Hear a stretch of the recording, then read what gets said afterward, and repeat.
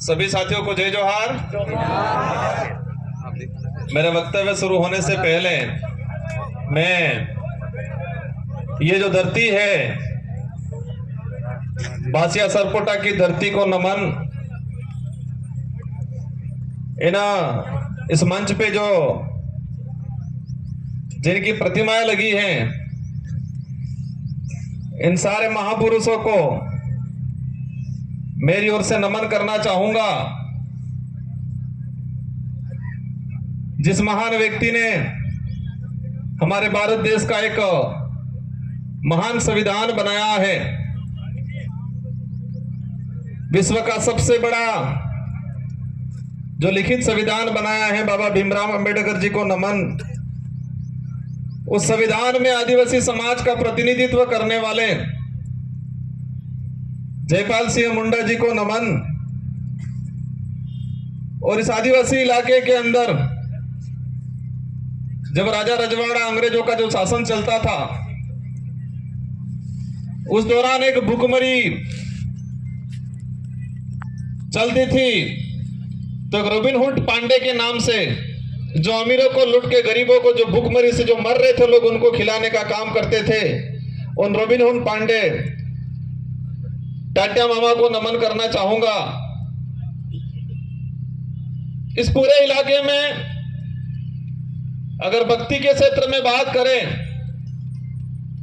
और भक्ति के माध्यम से, शांति के माध्यम से आदिवासी समाज के अंदर जन जागृति लाके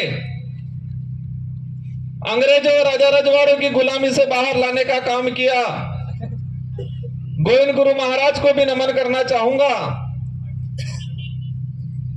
इन्हीं क्रम में हमारे जितने जो योद्धा हैं, और हम मामा बालेश्वर जी को नहीं भूल सकते, जिन्होंने इस बांसवाड़ा पूरे जिले के अंदर आदिवासी समाज हो या अन्य समाज हो, सारे समाजों को एकजुट करके यहाँ के हक अधिकार को लेके इस क्षेत्र में काम किया, उनको भी नमन करना चाहूंगा। और मैं कोशिश करूंगा कि जितने जो महापुरुषों के मैंने जो नाम लिए, उन महापुरुषों के जो विचार थे, उन विचारों को जन जन तक पहुंचाने के लिए उन्होंने जो संघर्ष किया, उन्हीं विचारों को आगे बढ़ाने का काम मैं और मेरी भारतीय आदिवासी पार्टी करेगी और आने वाले समय में अनवरत करती रहेगी। इन विचारों को आगे बढ़ाएंगे। साथियों, पूर्व वक्ताओं ने हर प्रकार की बात बताई, हमारे क्षेत्र की बात बताई, आदिवासी समुदाय के हक अधिकार को लेकर बात बताई। और ये हमारा जो देश एक लोकतांत्रिक देश है, और उस लोकतांत्रिक देश में विचारों के आधार पे जनता इन पार्टियों को मत देती है, उन नेताओं को मत देती है और विधानसभा लोकसभा में भेजती है। आज मुझे भी 84 की जनता ने दूसरी बार विधायक बनाया, और वो भी राजस्थान की 200 विधानसभा के अंदर। उस दौरान 199 विधानसभा में एक साथ चुनाव हुआ था, और उसमें परसेंटेज के मामले में सबसे अधिक मतदान 84 की जनता ने मुझे बहुमत देके जिताया था। उससे पहले 2018 में मुझे जिताया 84 की जनता ने। और आज मेरा सौभाग्य है, डूंगरपुर बांसवाड़े की जो जनता है, उस जनता की भावना थी कि ये व्यक्ति हमारे इस क्षेत्र का आदिवासी समुदाय के हक अधिकार की बात को लेके एससी समुदाय की हक अधिकार की बात को लेके, माइनॉरिटी समुदाय के हक अधिकार की बात को लेके, और साथ ही क्षेत्र के अंदर अन्य समुदाय जो मानवता में विश्वास करता है, इन सारों लोगों की जो भावना है, उनकी बात है लोकसभा में ये व्यक्ति पहुंचाएगा। ये आपने विचार किया और आपके विचारों से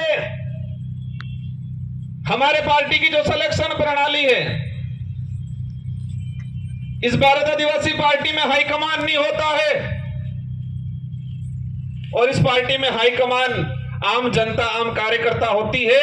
और आपकी भावना के अनुरूप मुझे इस लोकसभा क्षेत्र का सांसद प्रत्याशी बनाया, और मैं उम्मीद करूंगा कि जिस भावना से आपने मेरा सिलेक्शन किया है, उसी भावना से मेरा इलेक्शन भी करोगे, ये मुझे उम्मीद है आप सब पे। मैं आप सबको भरोसा भी दिलाना चाहूंगा, इस देश को आजाद कराने में इस क्षेत्र के अंदर आजादी से पहले जो शोषणकारी नीति वाले लोग थे, उनके खिलाफ ये जो जितने जो महापुरुष हैं, उन महापुरुषों ने अपने विचारों के माध्यम से इस क्षेत्र में जन जागरण किया, लोगों को जागरूक किया और अपने हक अधिकार के प्रति लड़ने के लिए प्रेरित किया। और मैं वही विचार, ये जो महापुरुष हैं, उन महापुरुषों के जो उद्देश्य थे, इन उद्देश्यों को उन्हीं के विचारों के माध्यम से मैं पूरे करने की कोशिश करूंगा। साथियों, आज का जो कार्यक्रम है, अनुसूचित क्षेत्र में आरक्षण व्यवस्था, आरक्षण को लेके महासम्मेलन,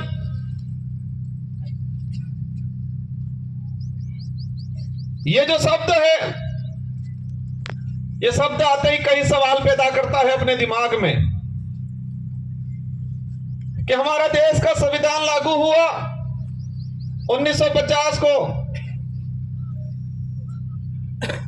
और आज 2024 हो गया, और अभी तक उस संविधान के अंदर जो प्रावधान थे, उन प्रावधानों को आज तक धरातल पे लागू नहीं किया। उस बात को लेके बांसवाड़ा, डूंगरपुर और पूरे देश का एसटी एससी माइनॉरिटी समुदाय संविधान को धरातल पे लागू करो, उस बात को लेके आंदोलन कर रहा है। बड़े दुख की बात है कि संविधान बना और देश में जो लागू हुआ, हम कहते हैं 26 जनवरी 1950 को, लेकिन मूल रूप से उसके संविधान के अंदर जो प्रावधान थे, वो प्रावधान आज तक धरातल पे लागू नहीं हुए हैं। और देश के अंदर हमारे राष्ट्रीय पार्टी के लोग कहते हैं देश विकासशील से विकसित हो रहा है, कहते हैं विश्व के अंदर हमारे भारत देश एक विकसित राष्ट्र की श्रेणी में आने लग गया है। लेकिन देश के अंदर देखा जाए, आज से 5 साल पहले जिस 5वीं स्कूल के अंदर 70 बच्चे पढ़ रहे थे, और आज उसी 5वीं स्कूल के अंदर 35 बच्चे पढ़ रहे हैं। आज से 5-10 साल पहले हमारे देश के प्रत्येक नागरिक पे जो कर्जा था, और आज देखें वो कर्जा 4 गुना तेजी से बढ़ रहा है।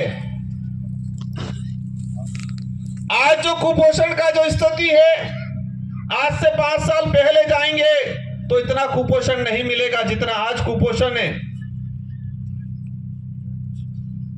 जो देश में मीडिया के माध्यम से, मैं सारे मीडिया पे सवाल नहीं करना चाहता, लेकिन कुछ मीडिया वाले ऐसे लोग हैं जो देश की सच्चाई को छुपा रहे हैं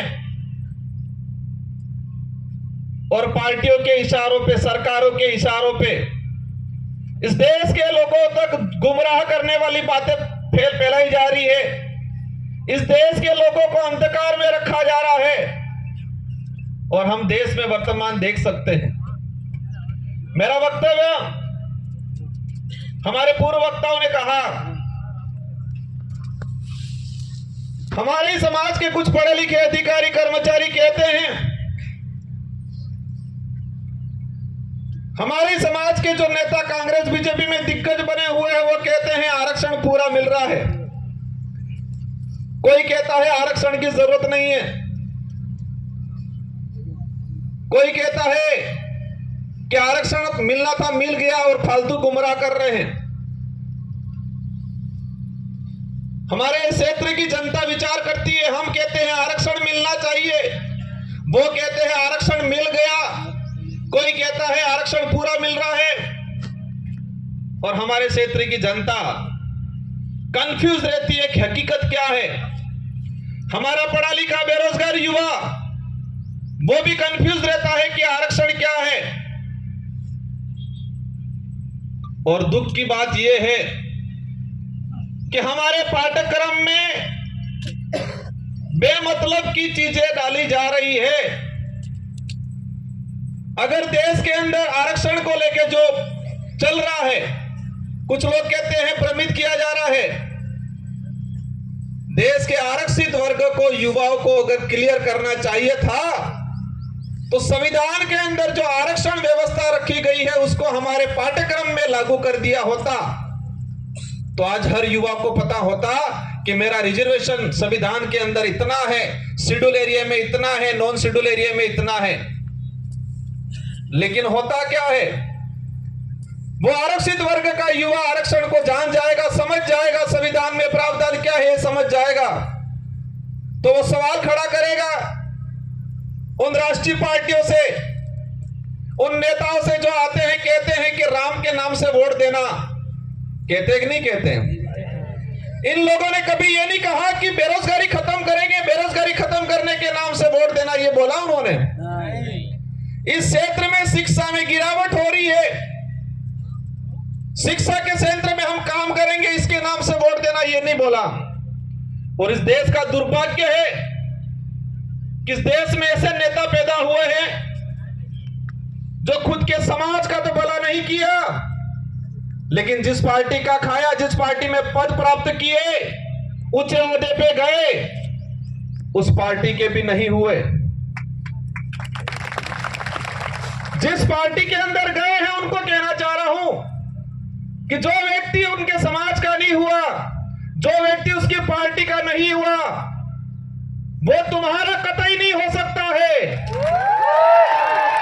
और इस क्षेत्र में देखा है मैंने, हमारे जनरल वर्ग के भाइयों को जाके ये भड़काते हैं, कहते हैं कि तुम चिंता मत करना, मैं तुम्हारे साथ हूं, ये बोलते हैं।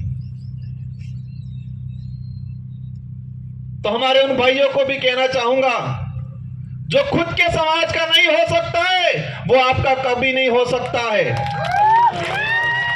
ये विचारधारा सच्चाई को लेकर लड़ रहे हैं।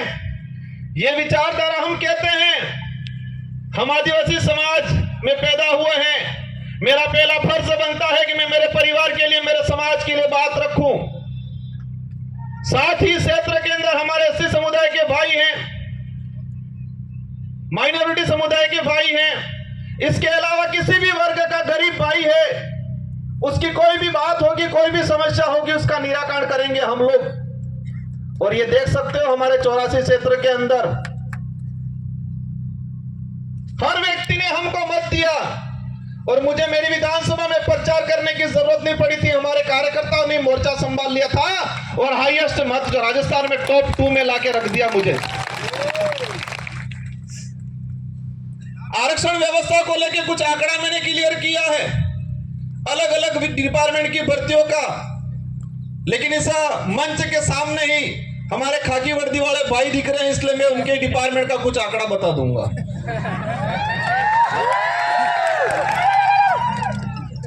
मैंने एक लेटर लिखा था 2020 में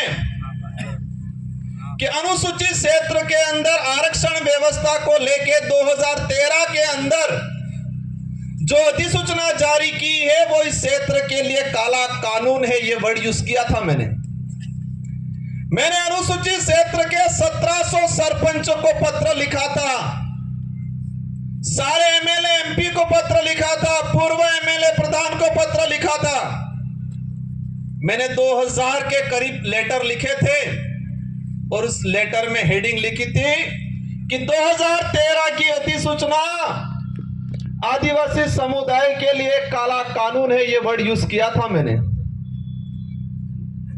और उसी वर्ड को मैं आज एक्सप्लेन करना चाहूंगा मैंने क्यों बोला था। ये समय का अभाव है, मैं शॉर्टकट निपटूंगा। हमारे साथ जो अन्याय हुआ है, हमारे साथ जो धोखा हुआ है, हमारे युवाओं की भावनाओं के साथ खिलवाड़ हुआ है, वो सभी गांठ बांध के रखना है, वो गुस्सा अंदर समाहित करके रखना है। और जब लोकतंत्र में एक अवसर आता है हर 5 साल में, उस दिन ये बदला एक साथ लेना है और उनका रगड़ा निकालना है। 2013 की अधिसूचना हुई पुलिस डिपार्टमेंट की भर्ती 2013, 2016 और 2018। 3 भर्तियों के अंदर 2312 कुल पद आए। मैं ये आज इसलिए कहना चाह रहा हूं कि इन्हीं कमल कांग्रेस के नेताओं ने, और मुख्य रूप से 2013 में जो मंत्री थे, वर्तमान विधायक थे, जो ईडी के डर से आज भाजपा में चले गए, उनके ही कर कमलों से यह लागू किया गया था। अब इसमें क्या है प्रावधान? इन 3 भर्तियों की बात करें, कांस्टेबल भर्ती 2312 कुल पद आए। प्रावधान यह किया गया 45% एसटी को, 5% एससी को और 50% ओपन कैटेगरी को दे दिया जाएगा। मतलब ओपन कैटेगरी में कोई भी जा सकता है, एससी का व्यक्ति जा सकता है, एसटी का व्यक्ति जा सकता है। यह बात बोली उन लोगों ने, लेकिन आंकड़ा क्या आता है? मैं ऑल ओवर अगर बात करूं, एसटी को मिले 828, 2312 में से एसटी को मिले 828 और वो 35% पद मिले, 45% पूरा नहीं मिला। वही बात करें ओपन कैटेगरी के जो पद आए 1156 और मिले उनको मिले 1359, और उसमें एसटी एससी का रिजर्व कैटेगरी के लड़के गए 12 लड़के। और वही ये सामने खड़े में कहना चाह रहा हूं, उनकी पदोन्नति होती है, उनके पदों की गणना अपने कैटेगरी में लेते हैं।